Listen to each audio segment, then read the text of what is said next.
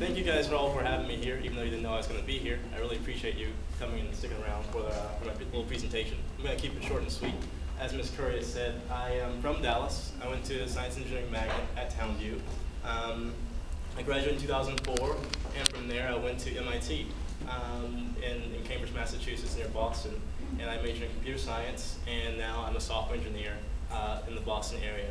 So I've just come back home to visit, to meet my new niece, and as Ms. Curry said, I decided to stay here and just see if I can encourage you guys as you move on to high school, because I know for me, what has kind of helped me achieve what I've done in life is just someone saying, yes, you can do that. So, are any of you aware of what MIT is or where MIT is, by show of hands? Okay, so about 5 or 6 of you. When I got into school, I didn't know what MIT was. So 9th, 10th grade, we had a parent conference night at school, and my principal, Richard White, comes up and says, Miss Blackburn, he says to my mom, Mrs. Blackburn, your son is going to MIT. At the time, I'm just thinking, okay, I guess so. So it wasn't really on my mind. But over time, the seed that he planted grew, and so lo and behold, I graduate, and actually before I graduated, my Christmas present to myself and to my dad, along with a large chunk of debt, was early admission into MIT. So it worked. So I'm here to tell you guys that you can do it. You can go to MIT, you can go to Ivy Leagues, wherever you want to do, wherever you want to go, college, get a job after high school, whatever, you can do it. So I'm here to tell you that. But most importantly, what you should remember is to just do what you want to do, follow your dreams. So this is a quote that was actually on my acceptance materials for MIT. It's a quote from Mark Twain, and I'll read it for you. 20 years from now, you'll be more disappointed by the things that you didn't do than by the things that you did do. So throw up the bow lines, sail away from the safe harbor, catch the trade winds in your sails, explore, dream, discover. And so for me, that meant something really simple, and it's also a piece of advice that my freshman advisor at MIT gave me. Get out of your comfort zone. So has anyone here left the United States at all? Have you left North America? Wow. I'm surprised. Toss out some country names. Where have you been? Ukraine. Where? Ukraine. Ukraine. Really? Italy? France? Russia. Russia?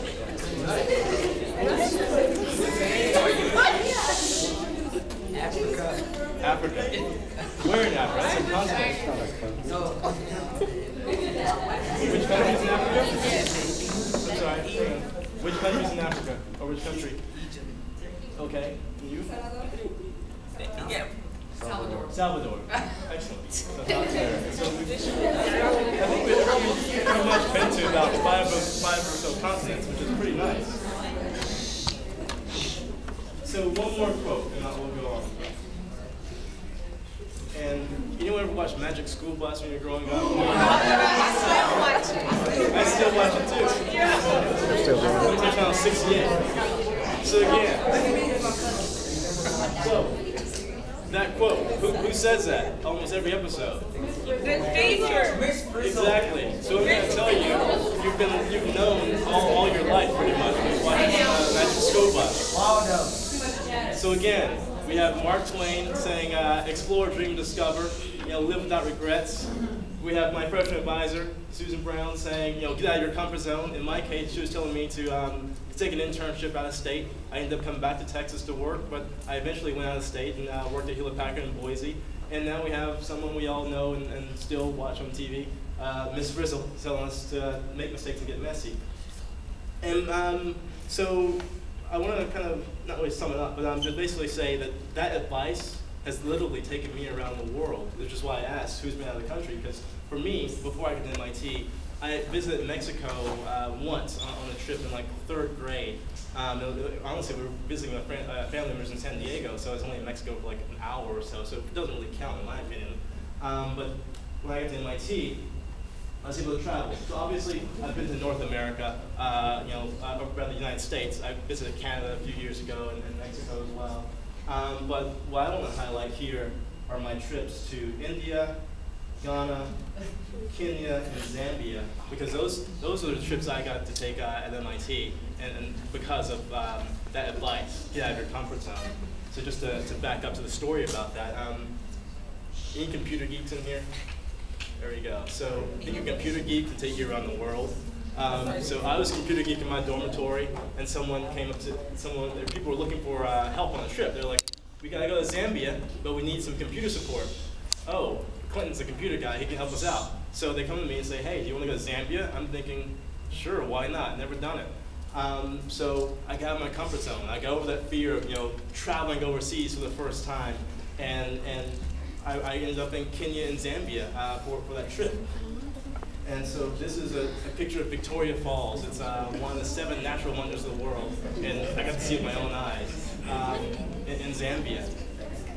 And so when I got back, I still worked with a program that sent me overseas to Zambia, and I ended up going to Ghana the following year. And so here I am in the background here. I met with all the professors at the university system. Are you laughing at my little quote there? I got to meet with all the professors at the university and spread a program that we call OpenCourseWare from MIT, which I can touch on a little bit later. But the point is, I ended up, because I was a computer guy and got out of my comfort zone, I went from Zambia to Ghana, still in Ghana. That's really getting out of your comfort zone right there, being near a crocodile, and one right there in the background. And from there, I went to another program in India. So this is me in the desert, the Thar Desert on the border of Pakistan and India. And again, get out of your comfort zone and we'll take you around the world. And that's me passed out. And this goes to talk about why you should sometimes not get out of your comfort zone. Because the way I got to this point was a 4-hour camel safari. So we rode a camel into the desert and we camped overnight. But before that, I had to ride a train to get to the city. And on that train, I discovered some newspaper in my food. So get out of your comfort zone within reason. Just because the food is cheap doesn't mean you should buy it and eat it. Otherwise, you'll end up passed out. And finally, this is a shot from a school, in another school in Ghana, because I visited a second time to Ghana.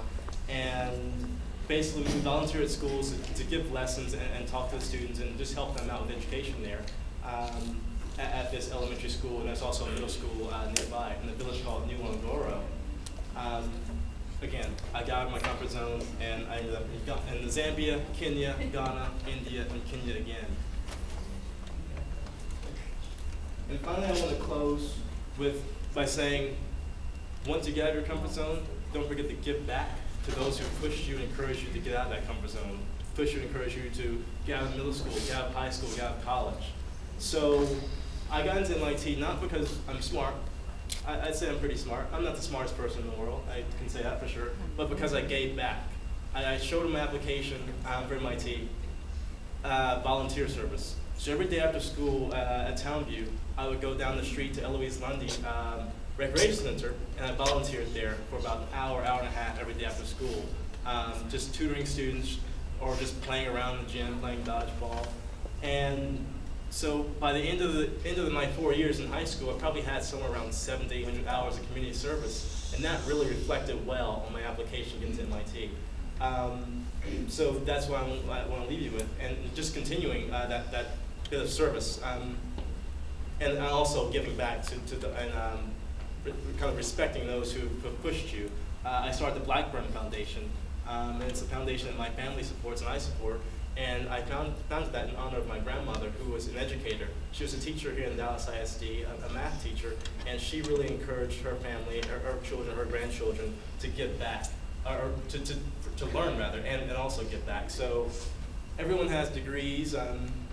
Believe it or not, I'm actually a person in my family with the fewest degrees. I have a degree from MIT, but it's only a bachelor's, whereas my brother and my sister, they all have MBAs. My dad has a PhD, so despite going to MIT, I'm still the baby in the family. So I want to give back to you guys today. I've given this talk today, but I also want to encourage you guys to give back a little bit as well. So what we've done